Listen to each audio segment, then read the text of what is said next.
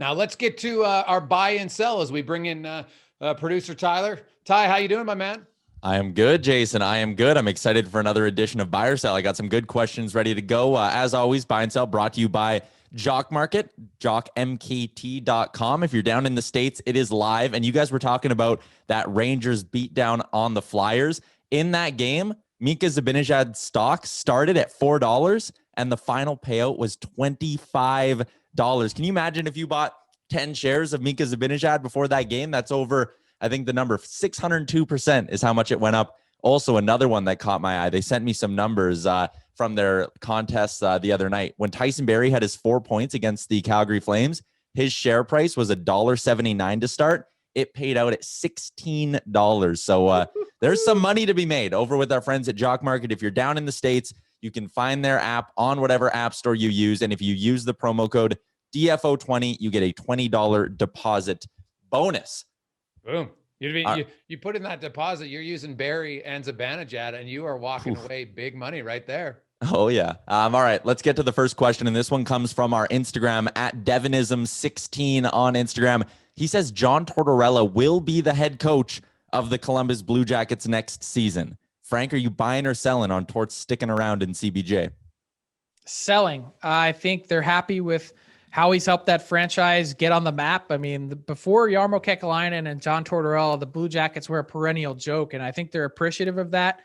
But the fact that he didn't sign an extension before the season, there's some question as to whether the Blue Jackets weren't able to financially with the pandemic or Torts didn't want to. I don't know the real answer there, but the way this season has played out, really disappointing for a team that I thought, as competitive as they've been and as competitive as they were last year, should have been an easy top 4 playoff team in that division, and it hasn't happened. Oh, I'm selling all day long on that one. I think Tortorella, he's had a great run in Columbus. Lots of good coaches they just need a change of pace. It's been the same voice there for a long, long time. And you got Line A you want to re-sign. You've got Seth Jones coming up. I just think they're going to need to make a change. And I think they've got a roster that's attractive where, obviously every job coaches want, but let's be honest, you're a free agent coach. Could I go to Buffalo or can I go to Columbus? It's night and day. So the openings that are there, I think Columbus, any coach you go after who's available will be highly interested. There's a lot of really good players on that roster. Number 2, guys, I'm itching for a deal. I want to see a big trade. So number 2, we will see our first significant trade by next Friday's episode of the DFO Rundown. Gregor, you think we get a deal in the next 7 days here? Yeah, sadly, I'm selling on that, and I love trades. I'd love to see it prematurely. I could see why it makes sense. The caveat I'll say is maybe Toronto because of I thought Toronto, if they were going to do the trade, it would be now. They're only playing 2 games in 10 days. Now, they could have got the quarantine done, but it hasn't happened. So I'm going to say no, only because I just think that the Leafs kind of missed their window, and teams are going to wait. They're going to wait as long as they can, just because that saves them having to take on the money of the player they acquire. There's no caveats here. What are you talking about? I'm buying. There's going to be a trade in the next week, I think. If it's not the Leafs, it's going to be someone else. The quarantine's in play. I think everyone's curious to see whether the quarantine changes. I reported again on Thursday that the NHL is awaiting word from the Canadian federal government if they can knock it down from 14 days to 7. We'll see if that happens or not. But still, I think everyone's looking at the calendar here saying, if I'm going to pull the trigger and if I'm going to spend these assets, I might as well get a few extra games out of these guys. And I think we're going to see a trade over the next week. And on that note, Frank, as a Canadian, just grab some common sense here, people. 7 days. And it's not, I'm trying to look for favoritism for the NHL. These guys are getting tested. They're getting tested every day, and they might also be vaccinated. It actually makes no logical sense. No. We're throwing logic out the window. Not I don't have an MD. I'm not a doctor. I'm not a virologist, but this is insane. They're getting tested every day. And if they're flying privately from one destination to another, from their hermetically sealed bubble to another, then they're in a position where at some point in those 7 days, if you are positive and you have COVID, that it will show up in those 7 days. And if not, let them free into their own cohort. Yeah, I agree. Getting fired up there. Number 3, you guys danced around this a little bit earlier on, but I'm saying David Savard will be a Winnipeg Jet by the trade deadline. Frank, are you buying or selling?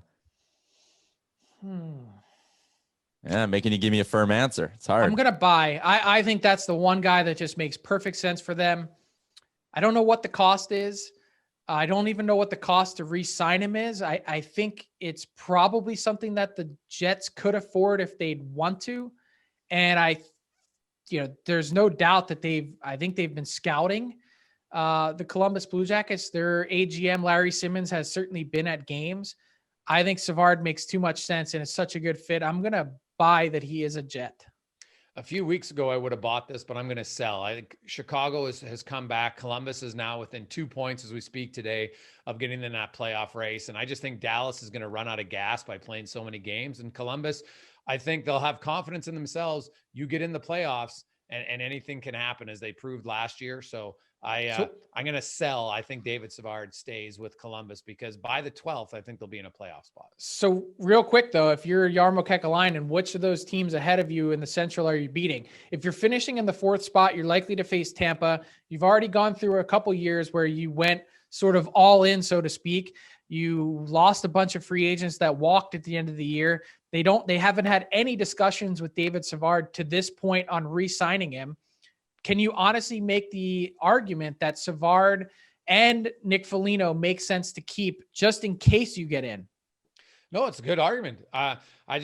Teams historically have never kind of thrown up the white flag to their team if they think they're close and if they're in a playoff spot. So it's because they're in a playoff spot. Had they been even 3-4 points out, then I think they would have made the deal, but I don't think they will. The other thing about Savard that's interesting, Frank, like look at how many pending UFAs haven't had any negotiations with teams. Like I think this is the flat cap. I think we're going to see shorter terms than we ever have in the offseason. People are always worried about overpaying because that's usually where you do it in free agency. I think we might actually have some spending restraint this offseason.